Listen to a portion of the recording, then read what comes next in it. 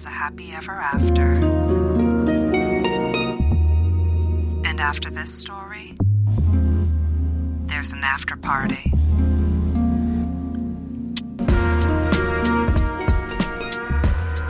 Get a little bit political. You want to get a little political? Yeah, political before I get political. Okay. And I'll keep it brief. And that's just if you're able to devote enough time and energy into cryptids, UFOs, and various government conspiracy theories, like you also have the energy to devote to actual atrocities happening that are being carried out. That's it. That's all I wanted to say. If you care about the grays, you should care about the gays. And if you care about the aliens from outer space, you should care about people who are deemed illegal aliens. Yeah. And if cryptids matter, then, you know. But see, walls can't protect you from the ones from space. I knew that you would come through with a solid counterpoint that I would have to worry about later. Point, counterpoint. Yeah. So, I'm Sam Logsdon. I'm Amanda Pierce. And this is Happy Ever After Party's little bonus feature. It's the after party. Actually, I believe if the song is correct, this would be the hotel lobby. This is the summer break. Okay. So, you can tell it's not spring break because I still have a bra on. Do I? Okay, I actually had to check. I am in fact wearing underwear today. That's odd. I usually don't. Oh, but... I'm not wearing underwear, but I'm wearing a bra. So Amanda, you have shower thoughts. I do have shower thoughts. I also have shower thoughts. I have like mindless, I'm doing a Zen-like task and then I get the thoughts. And I kind of want to talk about our little project that we're doing today. This isn't like a review episode. This is like a workshopping of an idea episode. This is a thought experiment. Yes. So when you think about why folk tales or folklore and fairy tales are told, and there's a couple different purposes. Obviously, entertainment, and if you're going all the way back hundreds of years ago, record keeping, the conveying of morality, and why things be the way they be. If you're talking about mythology, like think Orpheus and Persephone. Yes, and then think about there's mythology, and what folklore essentially is the fan fiction of mythology. It's we're taking all of these characters, but we're doing something different with them. We're putting our own little twist on them, and there's always this element when you do folklore and fairy tales, borrowing from that mythology of escapism. And a constant theme of those is survival and thriving. And they're usually told from either somebody wanting to engage in a romantic relationship or having a kid, or being told from the perspective of children. So undeniably, there is a heterosexual undertone to almost every single folklore fairy tale that we know. Yeah. And this is across all areas of the world. It's not just like a European thing. It's pretty faceted all throughout. Yeah. So while we could kind of speculate what caused all of that, and I think really just signs of the times, capitalism, wanting to pass on your legacies, kind of what it boils down to, today we want to talk about what would a queer fairy tale look like. Okay. And I was talking about this with Amanda earlier. I'm not talking about a queer reinterpretation of fairy tales we already know. I'm talking about an honest-to-goodness queer-centric themed myth. And what would that I cannot talk. What would that try to convey? Okay. So that's sort of where we're at. I'm trying to think of like good examples of like one that we can kind of like dissect. and kind of pick Yeah. apart the heteronormative themes? What's like a good one? I mean, the one that springs to mind that's the least heteronormative would be the one you mentioned, Ugly Duckling. Yes. Um, and that one's almost all about the moral understanding of not judging books by their cover. And I'd actually argue that it's one of the least heteronormative because the central conflict has to deal with not being an actual duckling. Yeah. If you want to, Ducklings fucked in order to produce you. a shower thought I had recently contemplating this in the past week is a movie we both know and love is kind of a queer retelling of The Ugly Duckling. Okay. Can you guess? Um, the only one that comes to mind is Penelope. Hedwig But and the Angry Inch. Hedwig and the Okay, yes. So yeah, I can buy into that. Yeah. That that borrows a lot from mythology. That movie actually probably takes the most time dipping its toes into mythology and extracting the most queer centric kind of myths, and especially taking from the oh my god, why can't I think of the name of it? Plato. It's Oh, the Symposium. yeah, that's it. Yeah, taking from his dialogue in the Symposium, from a character that wasn't Socrates. It was actually somebody else who was talking about it. Yeah, that's how they all wrote. Yeah. Um, God, I, being a Greek, I'm ashamed of my own culture. Nobody had an original idea, and female on female relationships were at the bottom of the barrel. Yeah. Yeah. Well, Like, women were viewed as less than human. I'm going to pin that mostly on the Athenians, but they were not alone in that thought. Except for oddly Sparta. Yeah, Was the Sparta most was egalitarian great. society. Mm-hmm. Yes. They had their own issues. Racism was pretty bad Toxic in Sparta. masculinity. It was weird because do you remember Lindsay Ellis's video on Guardians of the Galaxy where she was Oh, talking yeah. about how Drax was like both a perfect example of toxic masculinity and a perfect deconstruction of it? Yeah. It's like what happened in Sparta. Yeah. But Hedwig and the Angry Inch is all about you are complete the way you are. And that's something that I've been thinking about too. Like every single thing that I could imagine a queer fairy tale having is all about acceptance. Mm-hmm. But I think what kind of makes it transcend, if you will, just like a normal happy story, is the level of acceptance. Like self-acceptance is a really good thing to aim for. And when you look at like fairy tales and like what heteronormativity does, it's suddenly you are marrying outside of your class, or suddenly you have the ability to earn enough wealth to be considered an aristocrat. So like that kind of level. So I think for like a queer fairy tale, that level of acceptance has to go way beyond yourself. Potentially starting with that being the only thing that is accepting of who you are is yourself. Mm-hmm.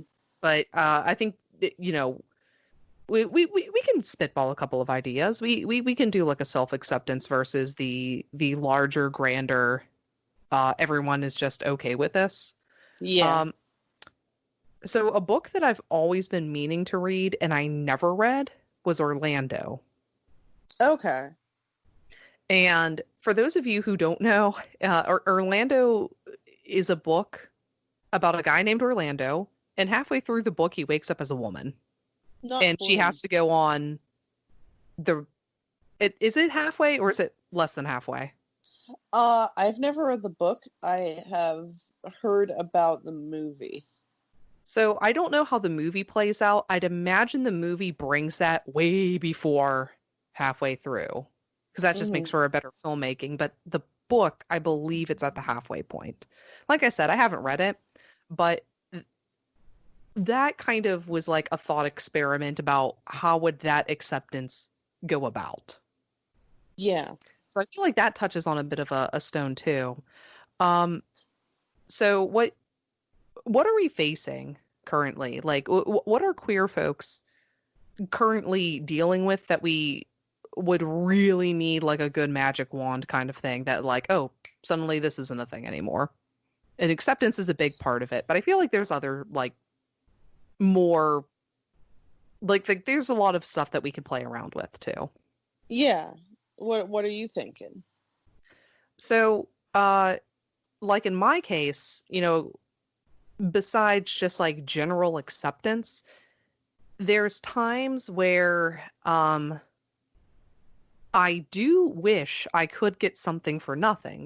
There's times where I wish that I could change my appearance, but not at the cost of major body modifications. Okay. Um, as a non-binary person, I get very dysphoric about the smallest things. And because of that, to me, it's not worth jeopardizing the parts of myself that I do like.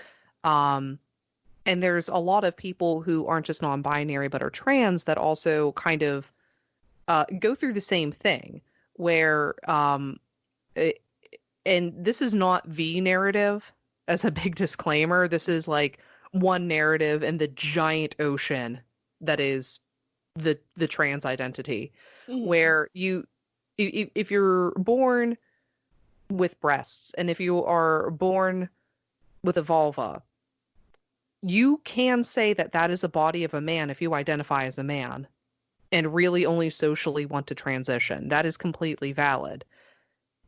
And sometimes that's not enough. So having just like the smallest little thing changed about you without like alchemy, basically.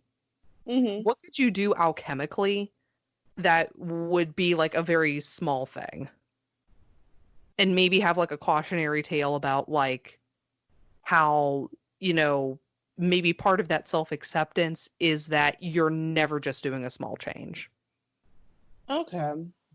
And that could be read in many different ways. I don't think a lot of people would buy into that, but I think a lot of people would also find that comforting too. That's the other thing too, is when you're talking about a queer narrative, not one queer person has the same story. Not one. And you're probably going to be able to speak about this a lot more than I can, but like body dysphoria and body narratives don't just apply to trans and non-binary people. And I think that's like another thing too. Yeah. That I think it's not that it doesn't get talked about, but I think it gets swept under the rug when you talk about like the different struggles. Like, I'm sure you can tell me a couple of instances where fat phobia somehow got in the way of your identity. I mean, it kind of infects every strata of life. So yes, not much. I don't have I don't like to think I have a lot of body dysmorphia, kind of. But well, I think fat phobia is the more correct word, where it's not like an internalized thing, but it's like an externalized thing. Yeah. Yeah. And I think the longer like you're on this earth and you realize that like most people are shit, you do eventually stop caring, but obviously that doesn't happen with everybody. Not everybody develops that level of cynicism that I think I have, and I never like to speak on behalf of other people, but there's also this thing about queerness being intersectional. What do you want? Sorry. Go away. I just want to give you a kiss. I haven't kissed you today. Oh, I'm leaving that in there. Oh, look at this heteronormativity bullshit. Dennis is not straight, and neither are you. Dennis, Sam just said you're not straight. He's straight. He just has a very work. You just have a very low level of toxic masculinity, and I applaud you for this. What? Yeah, There's yeah. no toxic masculinity there. We don't I allow. take offense to that. We don't allow toxic masculinity in this dojo. There's no toxic masculinity in bossing, say. There's no toxic masculinity. There is only Zool. Well, that's... Oh, God. I don't have time to unpack that. So, yeah. So you think with the body dysmorphia or that kind of thing, it could you could probably adopt one of the transformation narratives. Thinking Swan could. Princess, probably not that one, but for some reason that's the only one I can think of right now. Ugly Duckling turned into a swan, and then Swan Princess popped into your mind. Yeah, that's probably it. Yeah, it's all good. One I was also... Go ahead. Well, I'll let you go first, because we tend to think on the same kind of wavelength, so you might be touching on something. Well, that I would say. I was kind of mulling in my head some other things, not specifically on that topic. Mm-hmm. So, what I was thinking of is the Emperor's New Clothes. Oh. And transferring that to gender as performativity. Yeah. That... Ooh. I don't know exactly what that would look like, but it was kind of like a half of a thought I had. Which was, I am performing this. Everyone thinks I'm performing this. And then there's the one person who's like, no. Like, what you think you're performing is not what you're conveying. That could get a little bit on the turfy side, but I could totally tell you how to not do that. Mm-hmm. And that is kind of taking the Emperor's New Clothes and taking Pinocchio. Okay? Oh, Pinocchio could be like a dysmorphia kind of narrative. Well, now that I think about it. But go ahead. Have you ever heard of the word egg? Egg? Egg, yes. I mean, I know what an egg is. But as a slang, egg refers to somebody who is trans or non-binary, but either doesn't have the vocabulary to express it or has not come out as such. Oh, okay. Now, while that sounds like it's derogatory, it's not. It's usually used in like trans open environments, kind of, or like when people will get together. And by the way, if you have a friend who does this, they trust you, and you should never, ever, ever take this kind of level of friendship for granted. If you have people who are sharing photos with you before they transitioned, or before they knew that they were trans, and like in that kind of instance, they'd be like, "Oh my God, look at what I was wearing. I was such an egg," things like that. Oh, okay. Or like, this is a poem that I wrote when I was in grade school, and it's like, well, you sure know a man wrote that one, things like that. And I think what you could maybe do with like the Emperor's New Clothes is kind of do like a reversal where it's like the Emperor turning into a queen, but as like she's turning into the queen, everyone around her is like seeing her do like this really wonderful like kind of transformation where she develops breasts, her hair's getting longer, and it's performative, but she's really insisting that like, of course I'm a man. Why do you think I'm a woman? This is a way that a man looks. And like, as he's like kind of in denial, she is coming out. And everyone's like, dude, you're okay. You're allowed to be you. In my brain, it wouldn't even have to be like a kind of trans narrative or a GNB narrative where it would just be a man performing masculinity and then a kid going, that's not what makes you a man, right? That's beautiful. That's beautiful too. like he's really strong and lifts a lot of weights and, catcalls women or, whatever. Mhm. And everyone's like, look at that Gaston looking motherfucker. He is sure performing masculinity. Actually, now that I think about it, even though there's a hetero romance right in the center of it, Beauty and the Beast kind of deconstructs toxic masculinity Oh, yes, it does. really well. Yes, it does. Even the original Um, story does. yeah. Unwillingness to kind of reveal yourself and your Mhm. insecurities to your woman. That's definitely a trope of toxic masculinity. And you have to be able to learn how to share that vulnerability, even in the Disney version, even in the original version, in just about every version. You have to learn how to share that vulnerability, and the other person has to learn how to be accepting of that vulnerability. I think it's a good time to bring up now too that the one trope that I see to be like getting inverted, especially in children's tales, is the idea of women being knights and rescuing princesses. Mm-hmm. I see that a lot. And that's great. It's like a rewritten fairy tale kind of thing, or like a new fairy tale kind of thing? Both. Okay. I don't have any specific examples, and they're cute. I do like them.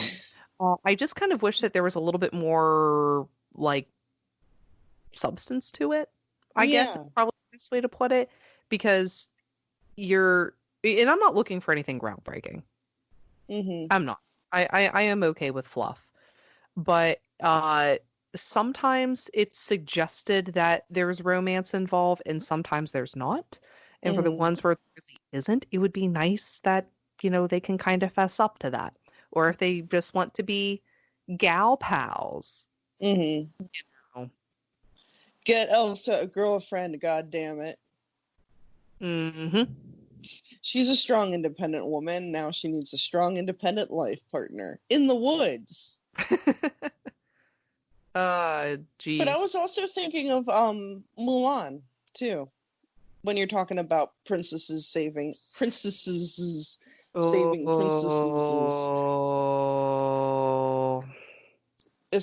talk about Mulan later. Aside from that one scene with the not gay panic on that's not what I'm talking about. Oh, I know what you're talking about, but we're not talking about that right now. Well, we're talking about Disney's animated Mulan. But I wish you wouldn't bring up the subject of Mulan when we're talking about fairy tales, and that was based on a real person. Well, not really the Disney movie.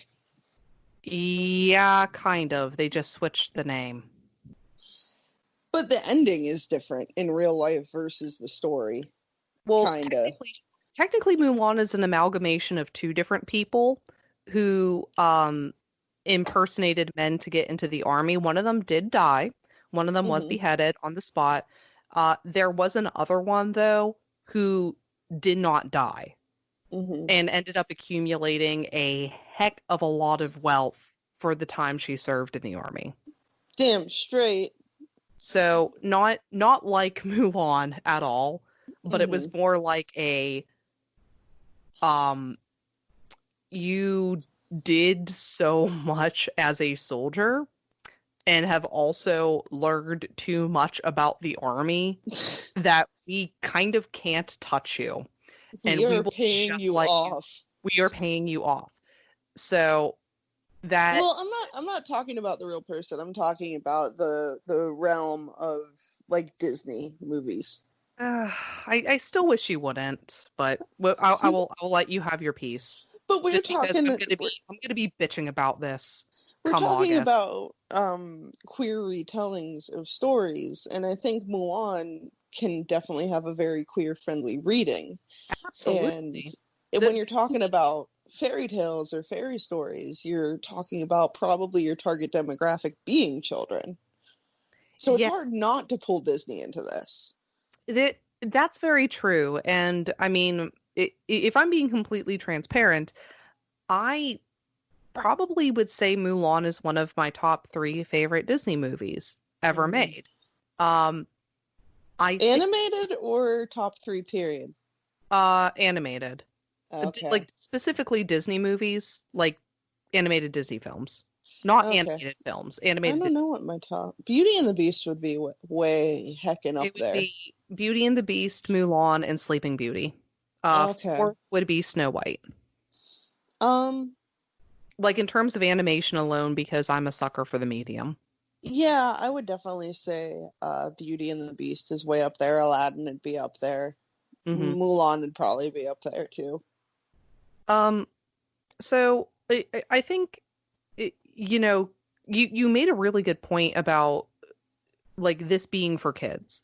Mhm. And a lot of times people do think that fairy tales were made for kids, and to a certain extent they were, but escapism can enchant anybody.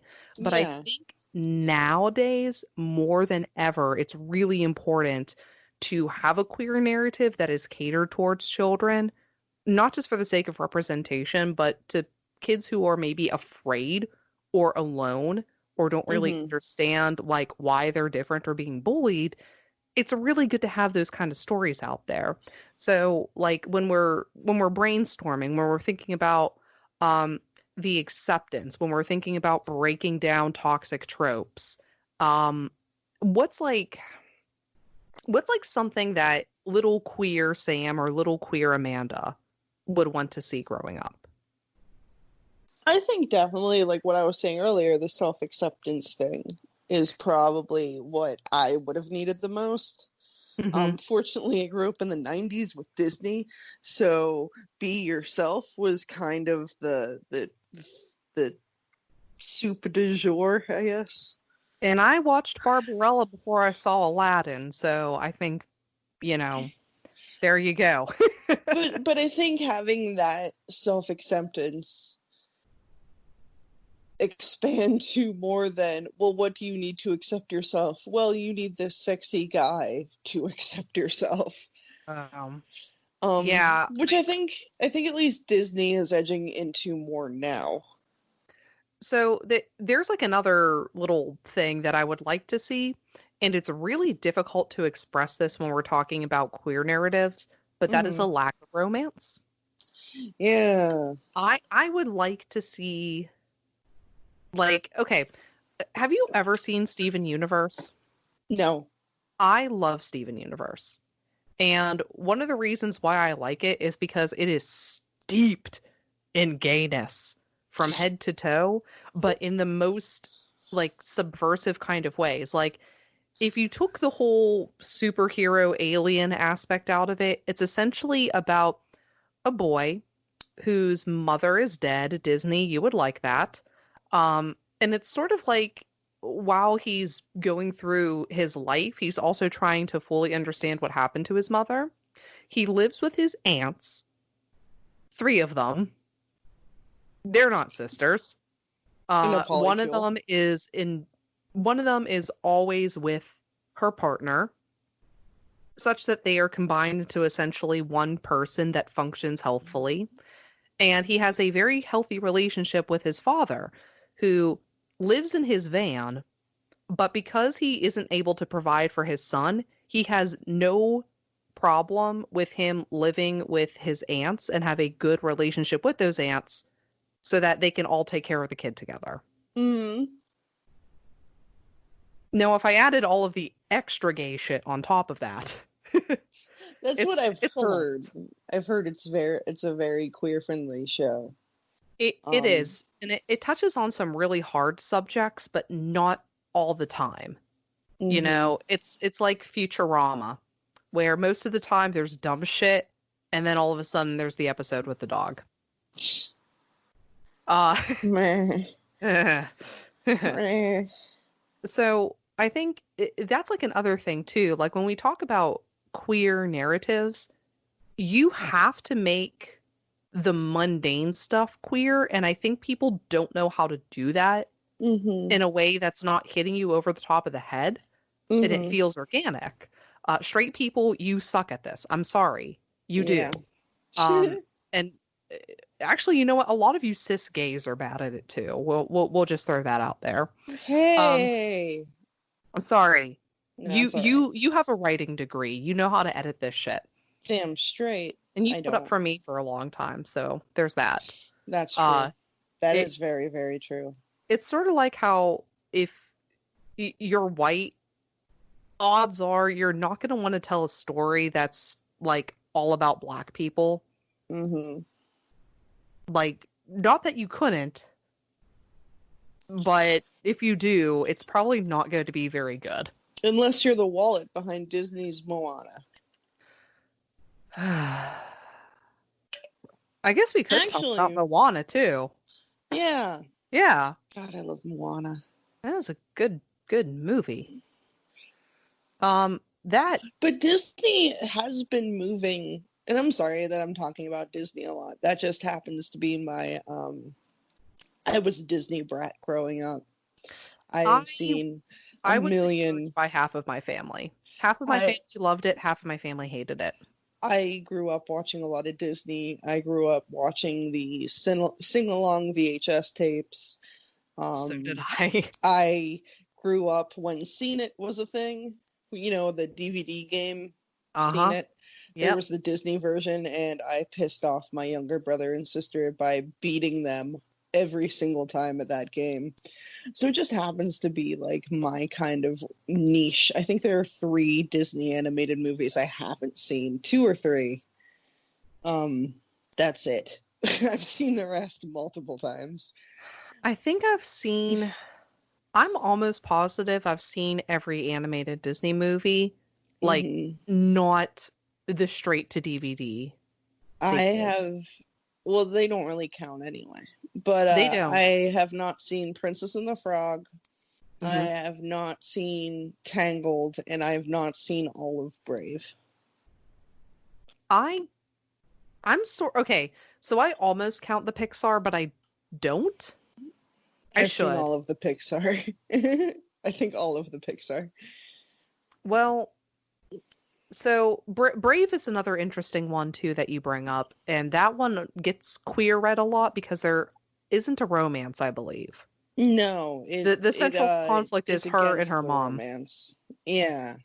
And Moana's the same way.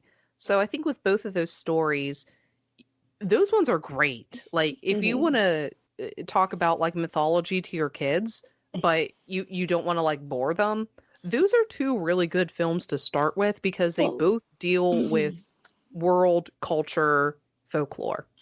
And I'd also throw in Coco, Yes. which is a Disney Pixar. But Yes.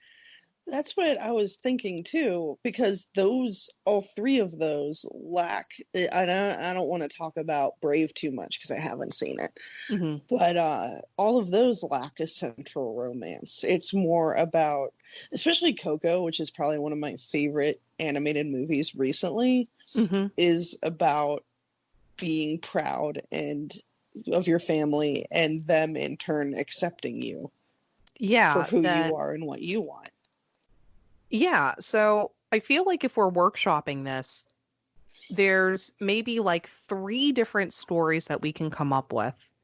And it's essentially, how do you accept yourself for being not straight? How does the world accept you for not feeling comfortable in the gender you were assigned at birth? And how can we like basically form a story about a kid going through this journey of self-acceptance that maybe the fairy tale portion of it and all of these things is the acceptance from the outside world. And I hate phrasing it like that, but part of the kind of fantastical thing that I was thinking of is, what if like one of the most magical things that happen is just, this is who you are and it's not questioned. Yeah. I think sometimes like contrivances, like plot points in fairy tales are pretty pretty severe. Like if we're going into mythology talking about Persephone, oh, you ate 7 pomegranate seeds. Guess what you have to do for most of the year? And you're not going to question it. It is what it is. I'm You sorry. know? I said Orpheus and Persephone. It's Orpheus and Eurydice. It's Persephone and Yes. Hades. Yes, Persephone and Hades. I'm sorry. I got them conflated because Hades Town. I thought that you were talking about two separate myths. No. I thought you were talking about the myth of Orpheus and the myth of Persephone. No, I was talking about Orpheus and Eurydice. I just got the name wrong. That's okay. But point being, like, there's a lot of things that are arbitrary. Like, it's fun to nitpick things, but ultimately, when you ignore the nitpicking, it makes for a much smoother fairy tale. Like, why are you going to debate how pigs make houses when that's not what the story's about? Yeah. Why would you get upset with the Emperor's New Clothes as a coming out story with literally everybody just accepting it except the Emperor? Why would you get hung up on that detail if it's going to further the plot? You know? So that might just be part of the magic in it, is that. Because to a lot of people who are queer, that's really hard to come by. Yeah, and to me though, there's kind of a line between it being coding and it being centralized on a queer romance. You know what I mean? Like, you can have a queer character where that isn't the focus and it's just accepted, but when does that become you're just coding that character? Well, here, I think you may be kind of going off of like what I'm trying to get at here. And that is, with a lot of fairy tales, heteronormativity is the goal. It is like not even heteronormativity, but gender hegemony in general. It's not even kind of at the focus. It's not even the goal, it's the default. Yes. So what I'm really trying to get at is, what if we were making something where queer was the default? And that has to occur organically in the story. It doesn't have to be part of the central conflict, but the thing is like, if we're treating it like a fairy tale, sometimes it has to be. If it's about like morality and self-acceptance and acceptance from around the world and being able to deconstruct who you are as a man or a woman or something else. You know? So it when you're talking about making a Disney film, yes, you don't want that to be the only thing that people care about. If we're talking about writing, physically writing down a story, that to me would be really interesting to see it kind of harder to code it without the visual medium. Yes, and I'm not talking about a visual medium, but I'm glad you brought that up because it is often used against us in visual media. I mean, all you have to do is look at Disney movies of the 90s and you'll see a whole lot of queer coding of villains. See how I glitter. That's who I was thinking of. Also, Ursula being based purely on a drag queen. And this is why queer people love villains. It's also, I don't want to say that it backfired, but it backfired because that's what you did in the 90s. And in the 80s, people were actively trying to kill us. People are still actively trying to kill us.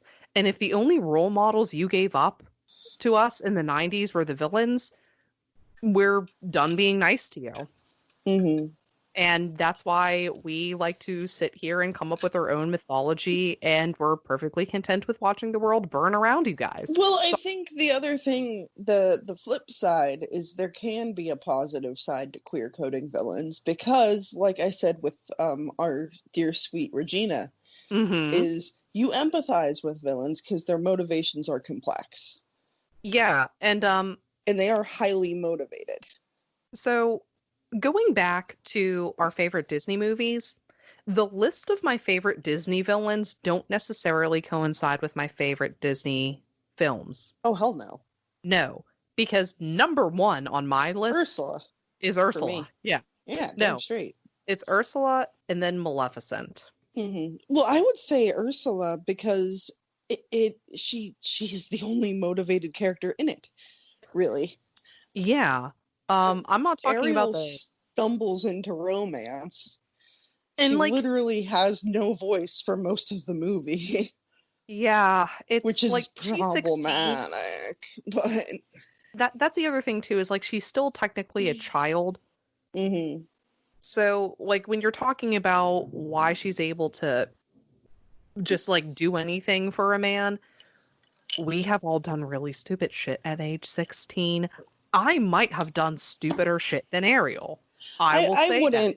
I wouldn't throw her age under the bus, because if we're talking about Disney princess age, you can't beat Snow White. She was like 12. And she was fucking dumb too.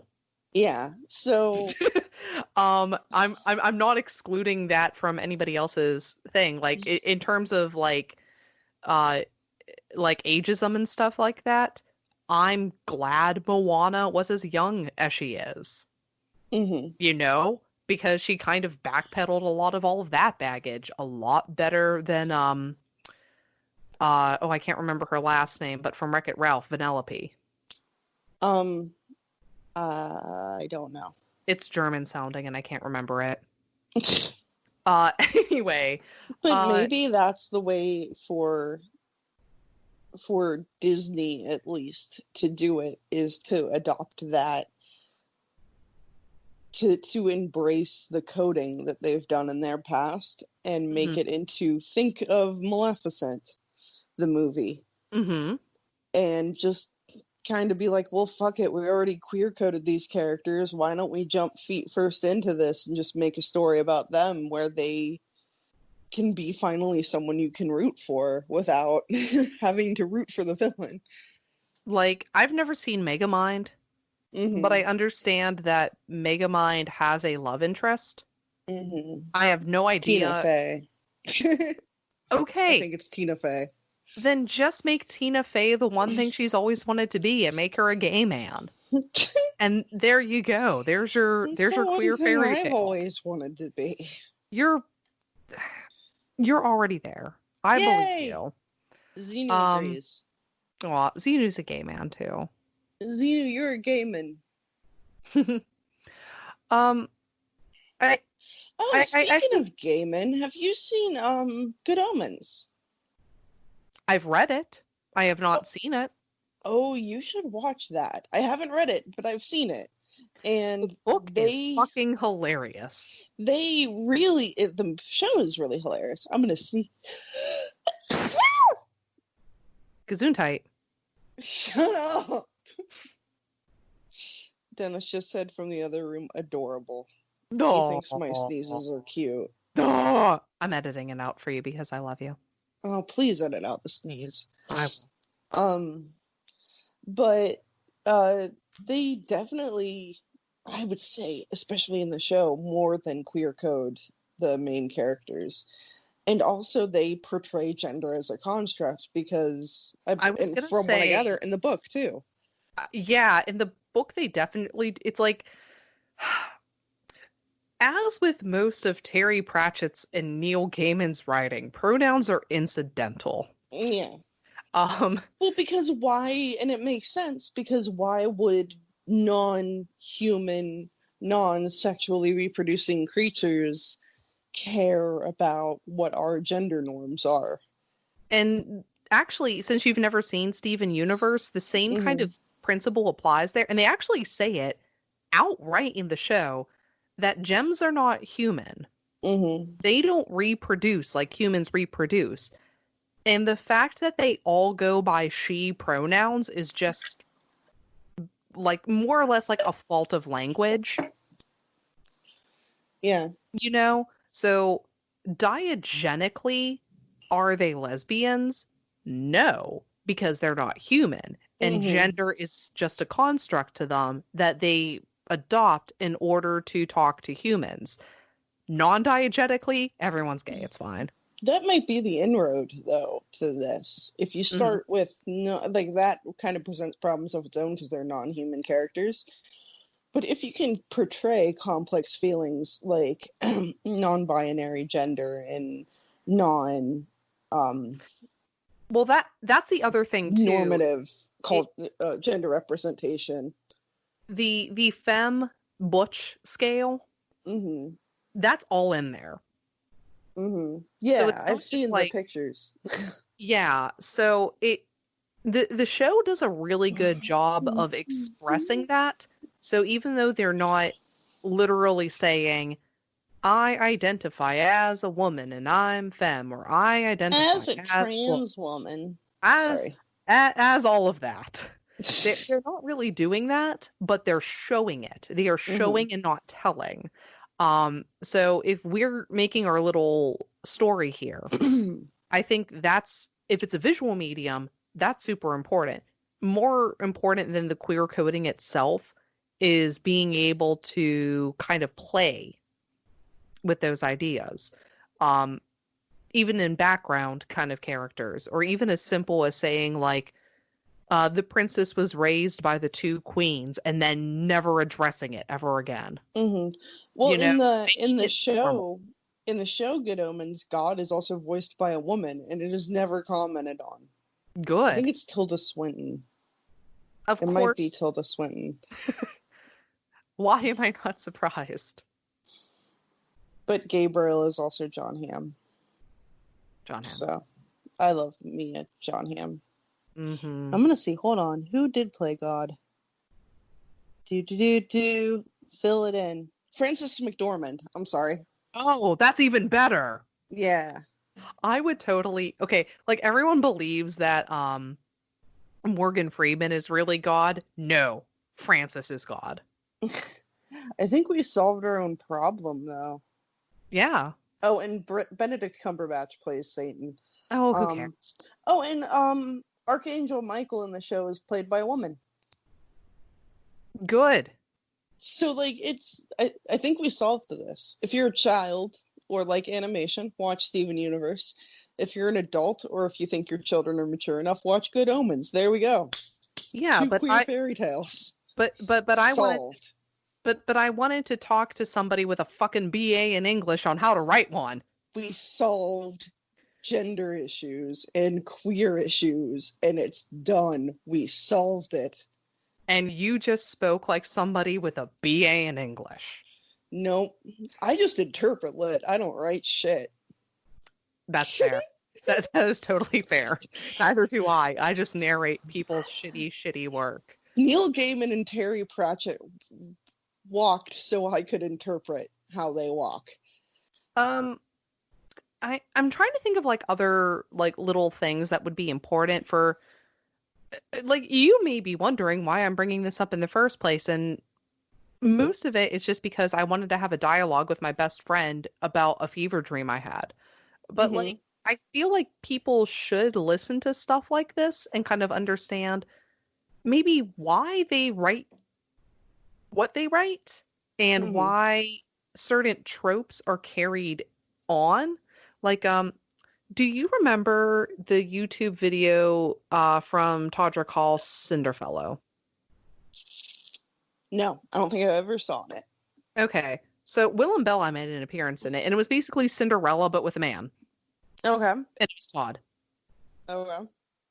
And it was like literally the same thing, and the music was cool, and this was before marriage equality was passed.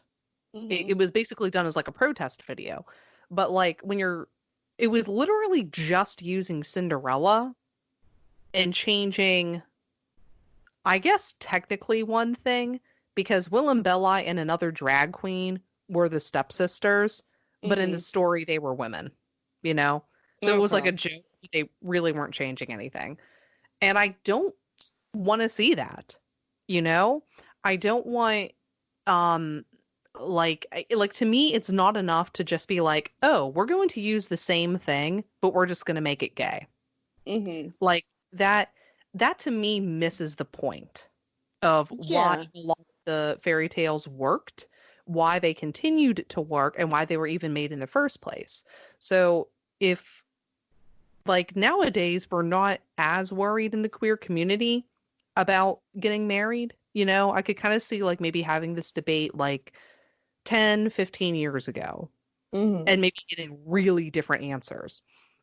But like now we're at a point where like as gender is kind of deteriorating before our eyes and it really doesn't matter who you are and who you love, um you still need representation. And I Mhm. think the best way to represent is to understand kind of those core ideals. So, do you just want to thrive and support capitalism, as is basically the goal of a lot of fairy tales? And if it's not directly capitalism, just like a conquest for power, or Mhm. giving the illusion of power to people who feel powerless. Conservative values would be the other way to put it. Thank you. Pulling yourself up by your bootstraps. I was trying to come up with a more concise way of putting it. Getting And married and starting a family. yeah, so, and I don't even want to say liberal, just anti-conservative, I think would be a Yeah. better way to put it. Because when you say the words liberal values, it makes me throw up in my mouth. No, it's just like family values, which is what the big red lettered phrase that I didn't want to say. How But do we not chow down at Chick-fil-A? I don't. But I I made you once, which was pretty good. And from your own queer mouth, you said it tasted yummy. It does, but I can also marinate my own chicken breast in pickle juice, so there you go. Yeah. I haven't eaten it. I don't think I've eaten at Chick-fil-A since we went. Wow. All those years ago. So my stepkid in Georgia um really likes Chick-fil-A. And every time I'm in Georgia and we have the option to do fast food, I always say, let's go to Zaxby's instead. Because we don't have a Zaxby's up here in Pennsylvania.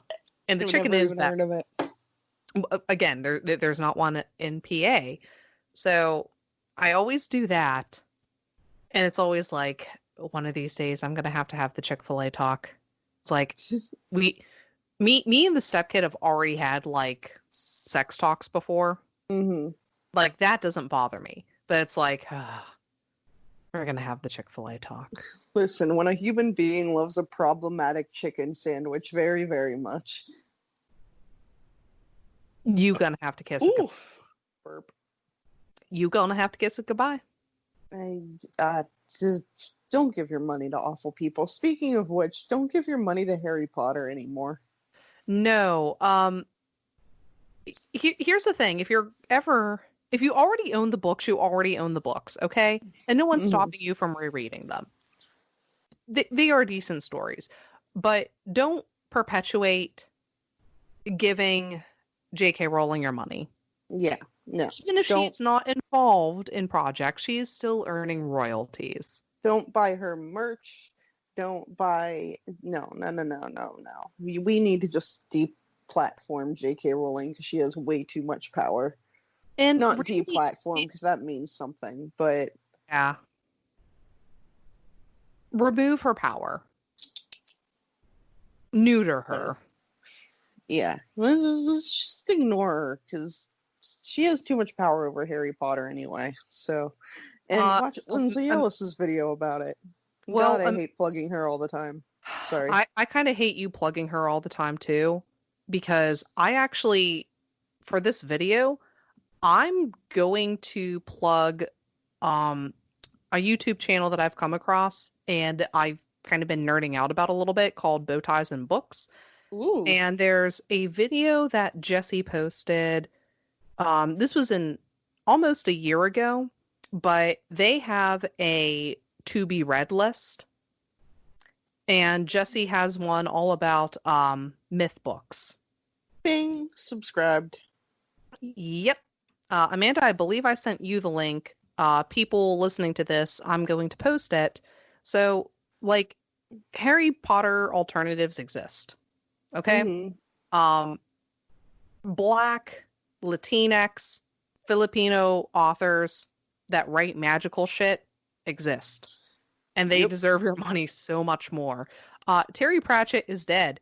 But you should still read his books. And to the people who are still like, I really loved Harry Potter and I want to read those books, like, go to a library, Some libraries I know might do home delivery services or might allow you to come in wearing masks.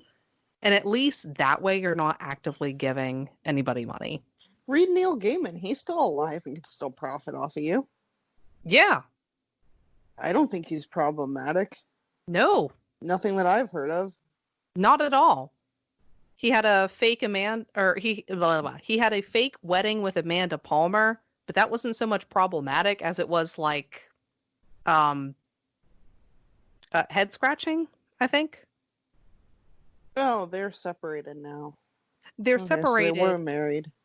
They were married, but before they were married, they had a fake wedding. Oh, okay. It was a really weird stunt. And I don't consider that problematic. I actually consider that like pretty par for the course. Considering both parties. I would expect nothing less from either one of them. Yeah. So yeah, different kind of new fairy tales exist, and you can enjoy them without selling your soul. Yep. So just food for thought. Steven Oh, Universe, youngins. Good Omens. Watch those two. They're good. Mm-hmm. I can vouch for one. Sam can vouch for the other. Yeah, I absolutely could. And even just watching movies where it focuses less on the romance and more on the self-acceptance. See Moana, see Coco, see, Put a because pin those in don't it. even involve it. Put a pin in it. Let us know if we're totally wrong about that, Ping. because I haven't watched it either. What? But yeah, they exist, and if you're writing it, share that shit. Yeah. No, Get- really. Get published. Traditionally, let us know if you need help publishing. Yeah. We will support the hell out of you. Yeah, it will at the very least platform you. I'll narrate We'll your damn share. book. We'll Mostly like, because I'm share, desperate. subscribe. Yeah, we will smash that button. I'm a YouTube hoe. If you want me to watch your shit, just tell me to watch your shit and I'll subscribe to it. It's not that hard. You were all here like 3 minutes ago, and Amanda smashed it. I did. I literally just subscribed to her on YouTube. Them. I'm sorry. It's okay. But I'm sorry. no, please don't do that. Don't do that. Please don't do that. Apologize? Like the profuse apologies thing. That's a weird thing. I don't know if I should do a PSA on that right now, but it's like the profuse apologies are like, it's better to correct yourself quickly and carry on with the conversation than to continue profusely, because Okay, otherwise I'm I look sorry. like an asshole. I'm But we sorry. also both come from traumatized backgrounds, so if somebody is apologizing profusely to you, keep that in mind. I also just assume I'm wrong about everything all the time. I'm trying to cut back on my I'm sorrying on things I shouldn't be sorry for. And I which is, always assume I'm an asshole, so Which I'm is, working on I think a thing that women and people who identify as women and people who were particularly raised as women yeah. really need to work on, which is don't apologize for things that you shouldn't be sorry for. That is a big thing. That is a big mood. But fucking up a pronoun is a I'm sorry and let's move on with our lives. Or even Yeah, a that's- whoops. Yeah, it's sort of like the best way that I've learned to explain what it's like to either use the wrong pronoun or adjective for somebody is imagine if somebody got divorced Mm-hmm. and they are no longer a Mrs. Mm-hmm. and just Miss, or have a different last name and had their name legally changed back. Now, I say divorced and not married Yeah. because if you're divorced and you got rid of your married name and somebody uses that, that's really hurtful. I would say also it could be like mispronouncing a name. Absolutely. Yeah. Yeah.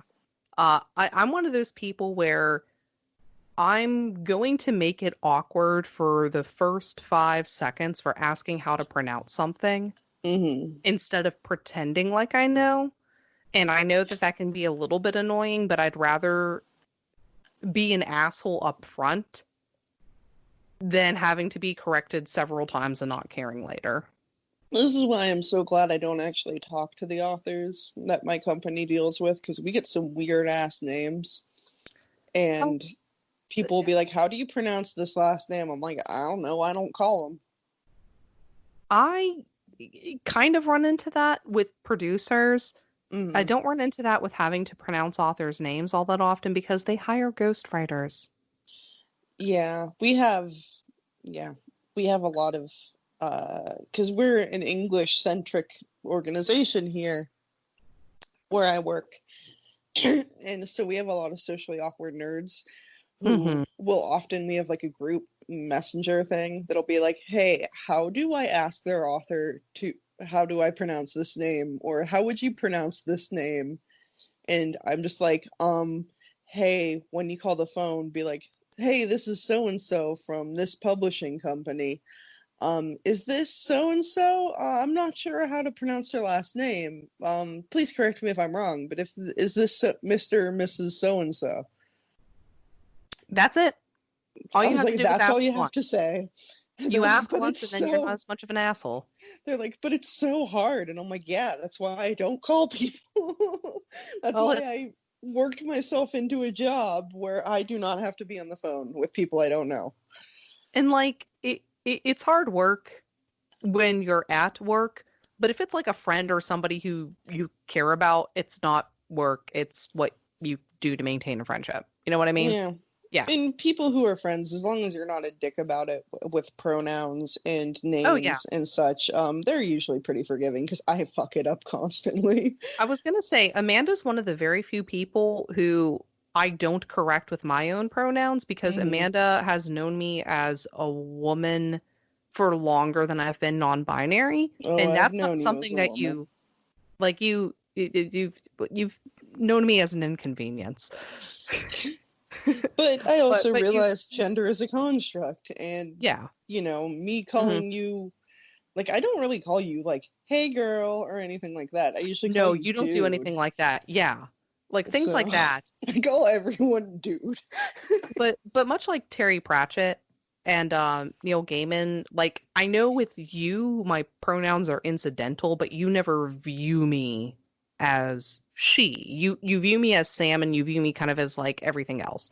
So Yeah, like and that's I true tend with not to like, correct you because I know you and I know what you mean when you say that. yeah, and I'd like to, I hope, and I think people that I know listen to this. Hmm. I hope any non-binary performers or friends that both of us have, I know I've effed it up before.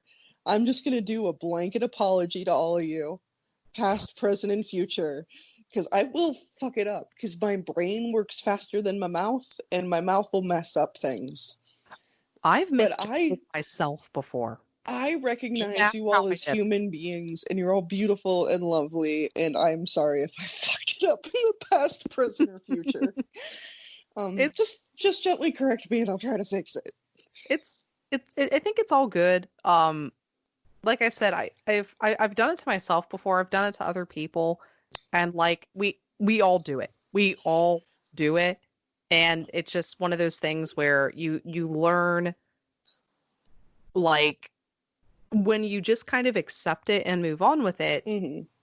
it works, and eventually you learn. Much like whenever you're writing something with queer people in mind, you don't have to get into the nitty-gritty. You can sometimes just say the princess was raised by two queens, and you Hmm. just never have to explain it. You accept it and you move on. Hmm. That's all you have to do, folks. And to be clear, I've never been confronted with that too. But people who are raised as women are also often socialized not to confront people like that. Yeah. So And that's we just hold on to it and internalize the hurt. And if I've caused anyone that hurt, I want to apologize. it's okay. It's okay. Because like Deeply and sincerely. it's a learning process. It doesn't like, and here's the thing. If I say this, people are going to get mad at me, but it's true. Hold on, let me grab Sometimes my pitchfork. Okay, yeah, thank you. I got a torch, I got a pitchfork. Sometimes it does really and truly take time for people to adopt the language in a way that's natural for a variety of reasons. And it's not out of ignorance. Mm-hmm. There's a lot of different reasons why people say that. I know, like, I with a couple of cases, and this is going to be really embarrassing to admit, but like there are people who aren't strictly non-binary and are gender fluid. So based on what they look like on that day, they will use different pronouns. Mm-hmm. And there are people who look exactly like them, like without makeup, and I will apply that same principle depending on how they look, even though they strictly go by something different. But because I'm dumb, I will sometimes apply that logic to the wrong person. Our human brains can only deal with so much, and I'm so busy panicking about 20 other stupid things I've said today. Yeah, like these things happen, and the best thing to do is just like make a very quick correction to the person who misspoke, and the person who misspoke corrects themselves and carry on. I literally still keep myself up at night about stupid shit I said in like 8th grade. So I still keep myself up at night for peeing on the floor whenever I was like 6. Yeah. Oh, when you were 6, that not happened. like 16 and I was there. Okay. Yeah, We won't talk no. about that second one. Well, that But wasn't the floor, that was my pants. You know, a really good way to keep people from like making these kind of mistakes and teaching people to imagine others complexly? Telling stories about them. Perfect. Let's do it. Yeah. I mean, not me and you. We'd probably suck at it. It'd probably be pretty bad. And, like, especially me. I've tried writing. I'm no good at it. Well, but other people. And people don't need to hear from us. You know, the link that I'm posting, Amanda, the link that I'm posting, you tell me what book looks good, and if it's easily accessible, we should both read it. Yeah. And do a review on it. That can be our August or September break in Once Upon a Time. That works for me. All right. I just realized that I said people shouldn't listen to us on our podcast. I mean, that's true. I'm not going to contest that. Don't listen to our fictionalized narratives. I still do not have a total from June. If I end up getting that on Friday, I will physically post it in the description. Because this video will probably be like processed and up by then. Yeah. But if I don't have it on Friday, I will tell you how much we raised in June for Sisters PGH next week. Next week. I won't be here next week. Amanda is on vacation. And by vacation, I mean sleeping with the cats and her wonderful husband. And trying to forget that I'm entering the last year of my 20s. Yes. And yeah, 'cause that's coming up. I'm not doing anything. Well, I don't think we have a choice. I'm not doing anything. So I'm just gonna stay here and hide from time. Everybody wave goodbye to Amanda. Bye. We'll be back to talk about one of my favorite things. Yes, that I've ever seen. No, we've seen it, but we get to talk about it. And next week, I'm going to be on with my very good friend Parker and about The Witcher, which I came in watching season 1 on Netflix, hoping to be enthralled with all of the mythology that is mentioned in the show. And incidentally, that is not the thing I want to talk about. I have a lot to say about that show, and the mythology is like a second thought. Oh, and by the way, mythology, whatever. But is it about Henry Cavill's ass? That's part of it. Like, somehow they managed to take 2 tropes, one that I kind of hate and one that I usually like, and they managed to flip them. Ooh, this will be fun. Yeah, so when... Don't explain that to me. Leave it a teaser. Yeah, I'm going to. Just tease it. Tease it. Just the tip. Just the tip. So, folks, I'm Sam Logsdon. I'm Amanda Pierce. Thank you again for tuning into this little bonus episode of Happy Ever After Party. And remember, it may not be the end, It may not be happy. but you are always welcome to this party. Take care.